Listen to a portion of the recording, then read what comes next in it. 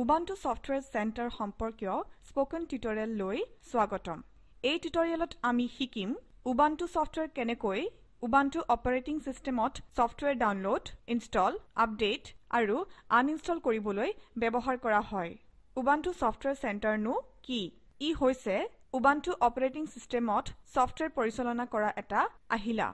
ইয়াক সফটওয়্যাৰ সন্ধান, download, install, update বা আনইনষ্টল কৰিবলৈ ব্যৱহাৰ কৰিব পাৰে।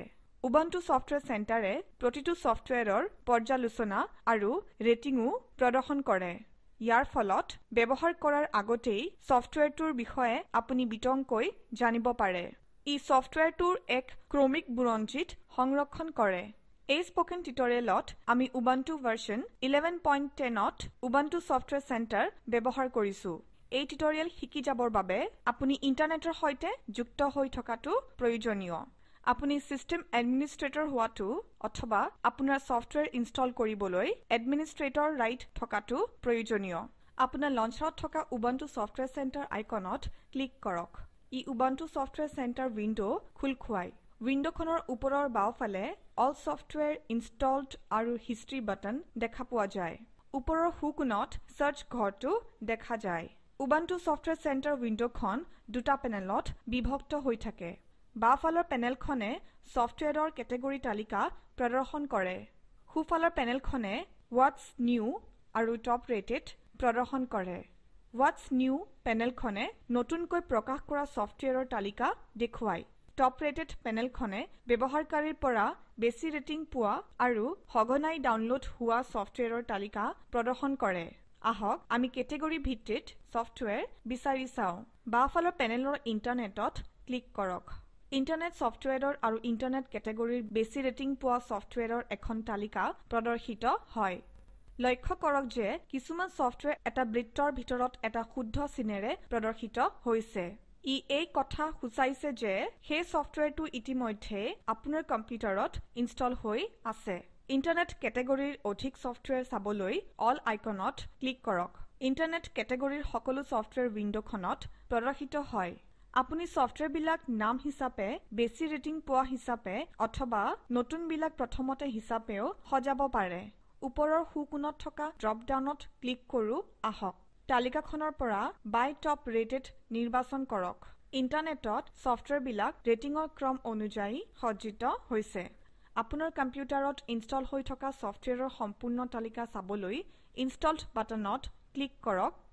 সফটওয়্যাৰৰ কেটেগৰী প্ৰদৰ্শিত হয়। সাউণ্ড আৰু ভিডিঅ'ৰ সন্মুখত থকা সৰু তিনিকোণীয়া বাটনত ক্লিক কৰক। সাউণ্ড আৰু ভিডিঅ'ৰ বাবে আপোনাৰ কম্পিউটাৰত ইনষ্টল হৈ থকা সফটওয়্যাৰৰ তালিকা প্ৰদৰ্শিত হয়। এতিয়া অল সফটওয়্যাৰত ক্লিক কৰো আৰু ড্ৰপ ডাউনখনৰ পৰা প্ৰভাইডেড বাই উবুন্টু নিৰ্বাচন কৰো। উবুন্টুৱে যোগান ধৰা সকলোবোৰ সফটওয়্যাৰৰ তালিকা দেখা যায়। এতিয়া আহক আমি VLC মিডিয়া প্লেয়াৰ সফটওয়্যাৰটো ইনষ্টল কৰো। ওপৰৰ সোঁফালে থকা সাৰ্চ বাকচত VLC বুলি টাইপ কৰক। VLC মিডিয়া প্লেয়াৰ প্ৰদৰ্শিত হয়। এতিয়া ইনষ্টলত ক্লিক কৰক। অথেণ্টিকেশ্যন ডায়লগ বাকচটো ওলায়। আপোনাৰ সিস্টেমৰ পাছৱৰ্ড ভৰাওক। অথেণ্টিকেটত ক্লিক কৰক। বাৰডাল লক্ষ্য কৰক, ই দেখুৱাইছে যে VLC ইনষ্টল হৈ আছে। ইনষ্টল কৰিবলগীয়া পেকেজৰ সংখ্যা আৰু আকাৰৰ ওপৰত নিৰ্ভৰ কৰি ইনষ্টলেচনে কিছু সময় ল'ব পাৰে। ওপৰত থকা বাটনেও ইনষ্টলেচনৰ প্ৰগতি দৰ্শায়। ইনষ্টল হৈ যোৱাৰ পিছত আপুনি অন্যান্য সফটওয়্যাৰ এক্সেছ কৰিব পাৰে। VLC ইনষ্টল হৈ যোৱাৰ পিছত VLCৰ কাষত এটা সৰু শুদ্ধ চিন দেখা পোৱা যায়। সোঁকাষে ৰিমুভ বাটনটো প্ৰদৰ্শিত হয়। আপুনি যদি VLC আনইনষ্টল কৰিব বিচাৰে তেনেহলে ৰিমুভ বাটনত সাধাৰণভাৱে ক্লিক কৰক। একেধৰণে অন্যান্য সফটওয়্যাৰ আপুনি বিচাৰিব আৰু ইনষ্টল কৰিব পাৰে। এতিয়া আহক আমি হিষ্ট্ৰী চাওঁ। ই আমি কৰা সকলোবোৰ সালসলনি যেনে ইনষ্টলেচন, আপডেট আৰু সফটওয়্যাৰ গুচাই পেলোৱা আদি চাবলৈ দিয়ে। হিষ্ট্ৰীত ক্লিক কৰক। হিষ্ট্ৰী ডায়লগ বাকচটো ওলায়। আপুনি আপোনাৰ history all changes, installation, updates আৰু ৰিমুভেলছ হিচাপে চাব পাৰে। অল চেঞ্জেছত ক্লিক কৰক। সকলোবোৰ সালসলনি অৰ্থাৎ ইনষ্টলেচন, আপডেট আৰু ৰিমুভেলছৰ এখন তালিকা প্ৰদৰ্শিত হয় আপুনি ইনষ্টল হৈ থকা সফটওয়্যাৰ নিয়মিতভাৱে আপডেটো কৰিব পাৰে উবুন্টু আৰু উবুন্টু সফটওয়্যাৰ সেন্টাৰ সম্পৰ্কীয় অধিক তথ্য উবুন্টু ৱেবছাইটত পাব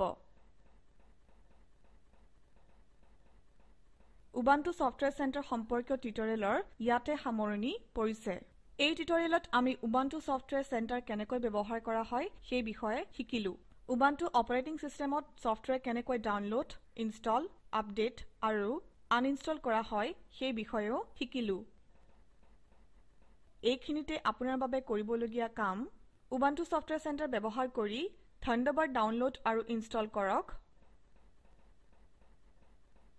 এই লিংকত থকা ভিডিঅটো চাওক ইয়াত স্পোকেন টিউটৰিয়েল প্ৰকল্পৰ সাৰাংশ আছে আপোনাৰ যদি বেণ্ডৱিডথ ভাল নহয় আপুনি সেইটো ডাউনলোড কৰিও চাব পাৰে স্পোকেন টিউটৰিয়েল প্ৰকল্পৰ দলটোৱে স্পোকেন টিউটৰিয়েল ব্যৱহাৰ কৰি কৰ্মশালা অনুষ্ঠিত কৰে এটা অনলাইন পৰীক্ষাত উত্তীৰ্ণ সকলক প্ৰমাণপত্ৰ প্ৰদান কৰে অধিক জানিবৰ বাবে অনুগ্ৰহ কৰি contact@spoken-tutorial.org এই ঠিকনাত লিখক spoken tutorial project talk to a teacher প্ৰকল্পৰ এটা অংগ ইয়াক national mission on education through ICT MHRD government of ইণ্ডিয়াই সহায়তা আগবঢ়াইছে এই মিছন সম্পৰ্কত অধিক তথ্য spoken-tutorial.org/nmeict-intro ৱেবছাইটত পোৱা যাব এই শিক্ষণ সহায়িকা আগবঢ়ালে পল্লৱ প্ৰাণ গোস্বামীয়ে আৰু এয়া হৈছে আইআইটি বম্বেৰ পৰা মই মৌচুমী মেধি যোগদানৰ বাবে ধন্যবাদ